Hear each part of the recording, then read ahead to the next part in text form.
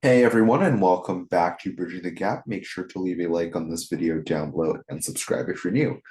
My name is Alvin. I lean right on most issues, and I'll be representing the Republican side. My name is Luke. I lean left on most issues, and I'll be representing the Democratic side.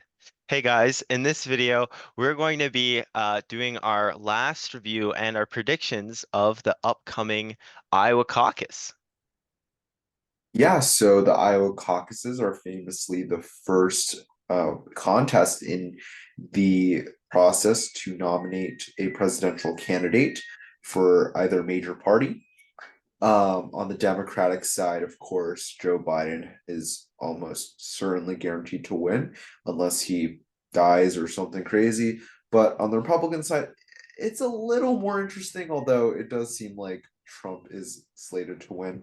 Either way, we're going to be talking about the Iowa caucuses and if there's any chance there can be an upset. Yeah, so right now I guess we could start with the polling and just like what's kind of going on that front. And then we can get more into the details. So over time in the polling, I mean, Trump has essentially been ahead in every poll, um, hovering just above 50%, it seems, on at least on the in the stuff you're using. I think in prior months he might have been slightly below, but yeah, like by this time his polls have slightly gone up. He's above that 50% mark, which I think is good. I think 50% for Trump in terms of his campaign is a win. Getting a majority of that vote is probably the goal of his campaign right now. Um, Looking further behind him there, we have the main two are, I believe, are Ron DeSantis and Nikki Haley, both of which are polling relatively evenly right now. Haley's been having recent momentum, and Ron DeSantis has been on more of a decline as of recently. But yeah, right now those are the next two, and then further behind after that is Vivek Ramaswamy. And I guess before that was even below him would have been Chris Christie, but Chris Christie has recently dropped his campaign. So yeah, that's kind of the state of the race right now. Yeah, and I think at this point, Trump is definitely going to win. I mean, you can see this lead. I think one of the questions is like what you said, is Trump going to get over 50% of the vote? I personally think he will. Um, but I think that's a big contest. Like, does he get 50%? If he does, that really shows that he has a majority of the Republican Party backing him in Iowa. That's gonna really bode well for him in the future. Second question is who's going to come in second? Because I think Trump is definitely going to win this state. Ron DeSantis and Nikki Haley both have a shot to come in second Hmm. here. But now that Chris Christie has dropped out, I think his moderate side of the Republican Party that was going to vote for him is going to go shift to Nikki Haley, which is good for her in trying to get second. And I think whoever gets second in Iowa has a really good chance of forcing the other to drop out soon, not before the second contest, which is New Hampshire, but soon enough. Um, and hopefully for them, their campaign really wants to become the main challenger so that it's a 1v1 Hmm. against Trump and nothing else. And yeah, like I mean, I guess kind of looking at the specifics of candidates here, I mentioned earlier that I believed Trump's goal would be to get 50% or higher in Iowa. Looking at the other candidates, I think Haley is getting a strong second place is to set her up for New Hampshire and later South Carolina. I think that's what she's looking for right now. Um, After that, DeSantis is essentially, I believe he desperately needs to get second place in Iowa because that's where his campaign's been focused. The main bulk of his resources are going into Iowa. He doesn't like his New Hampshire campaign is essentially collapsed. So I think his only hope is Iowa right now. And there's a non-zero chance if he gets third, he'd be forced to drop out. And finally, Vivek Ramaswamy, who I believe has no chance of winning. He's just polling too low. I think what he's looking for is just like a strong showing to build his national profile. I think if I'm Vivek, um, I'm not really looking to win the whole thing right now. Um, I would just be looking to get like at least 10%, like a solid chunk of the vote to make me look good, to set me up for my any future political endeavors. But yeah, what do you think of that? Yeah. Yeah, no, I think that's a good evaluation. I think Vivek wants to show people that he has what it takes to become a potential nominee in 2028 or whatever his ambitions are, right? And set him up for next time because a lot of what Vivek has been appealing to is the Trump base. And even if Trump does win in 2024, like, and by that I mean the general election, and he puts in a different vice president, I think Vivek will still be a very good candidate in 2028 in terms of he already has built such a ground game in Iowa. He's been going to Iowa so much. Hmm. He has hundreds of visits to Iowa, more than like I think potentially more than all the other candidates combined. He's Oh, just yeah, been and he's been slamming the that ground game might there, actually and be correct. Yeah. yeah, and I mean he's been doing anything he can in Iowa to get a good showing. So if he does get 10%, I mean, even if he does just go in line with these polls, get a solid 78% and then drop out, which is going to help Trump in the future and then build his loyalty to Trump even more. That's going to help him get a cabinet spot in Trump's administration, for example. Mm, If Trump does win the general election, it's going to help him to that. I think when it comes to second and third place, obviously you want to jostle for second place, but you also just if you're Ron DeSantis or Nikki Haley, his campaign, you're just praying Trump doesn't get over 50% and that you have a shot in New Hampshire somehow, especially for Nikki Haley. I think we can look at the betting odds here. Who will win the 2024 Iowa Republican caucuses?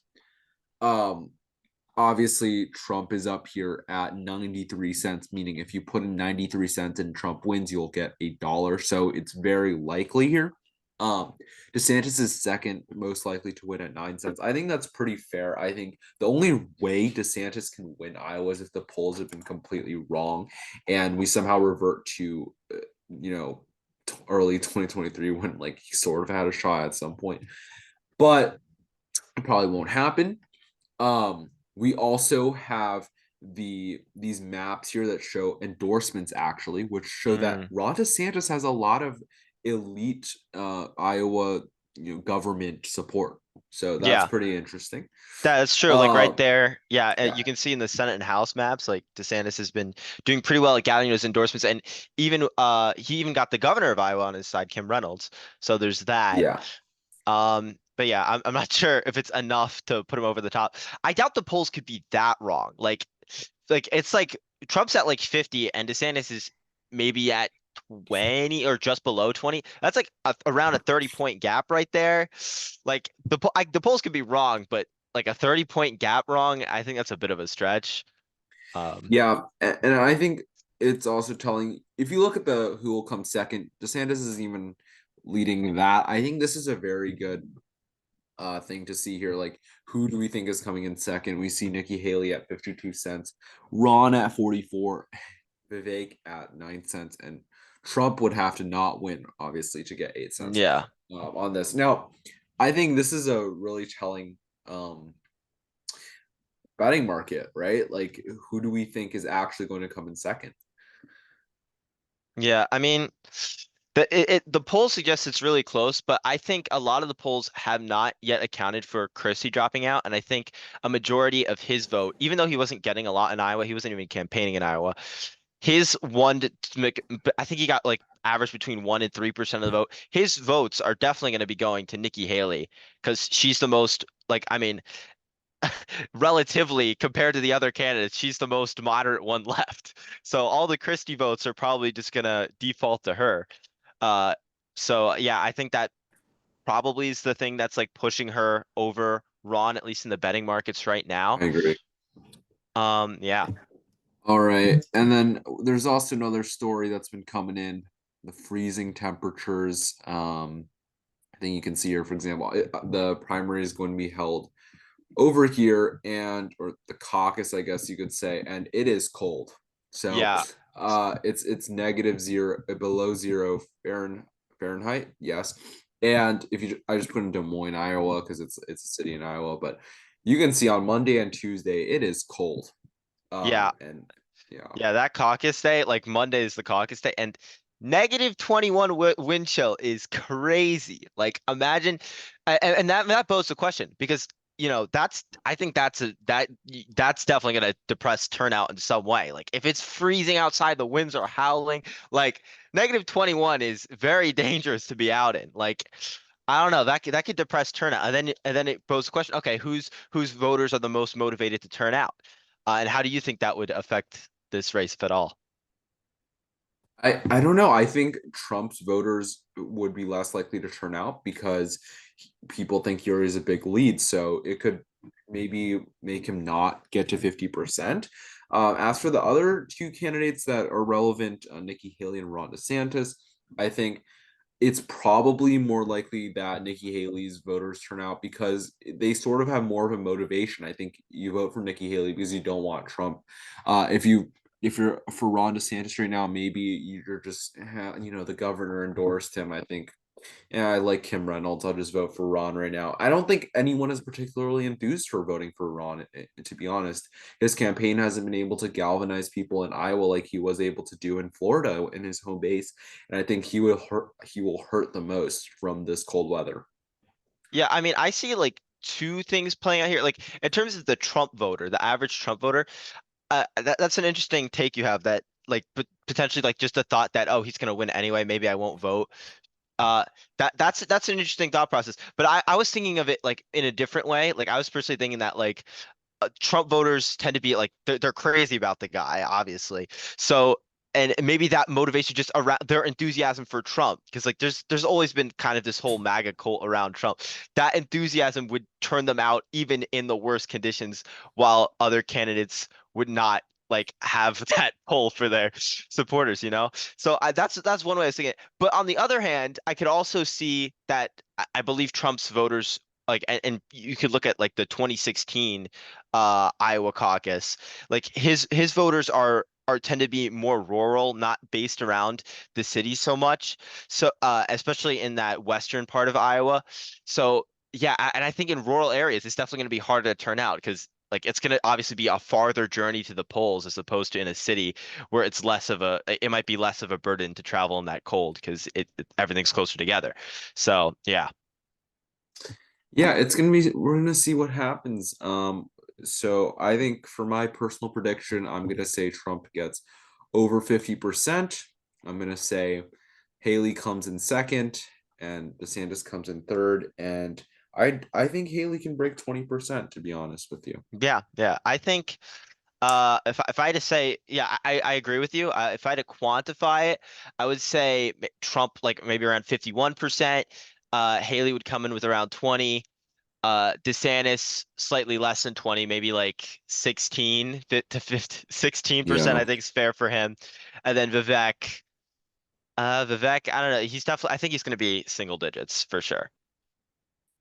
I'm not sure. I think if I had to quantify it, I'm gonna go Trump at around 55%. I'm honestly pretty confident in him in him solidifying more of the vote. So I'm gonna say Trump around 55%, Haley 20%, maybe a smidge more, which is already 75% of the vote. I'm gonna say Ron gets around 15%, which I think is 90% of the vote, and Vivek just gets the rest, maybe around 8 to 10%. Hmm. But yeah, I'm more confident on Trump than the polls are. I think he does get to around 55%. And I Okay. think these undecideds are going to break mostly for Trump and Haley. Just because, I just don't think Ron and Vivek right now have that much pull against people that are on the edge. Like I think if you're undecided right now, you're probably going to break for either Haley or Trump, and that's Yeah. just how it is. Or you So might not there we vote at go. all. You might cower You might stay inside home. at the You at might the stay home. howling blizzard. Yeah. Honestly, I don't blame you if you do. It's Yeah. tough. That's horrible. That is a horrible weather to So deal with. there we go. Thanks for watching, everyone. Leave a like, comment, subscribe, and share the video. We'll be out on Tuesday or maybe Wednesday with a Iowa reaction video once we get the results in. So keep Yeah, your eyes that'll be out for that. exciting. All right. Yeah. Thanks for watching. See ya.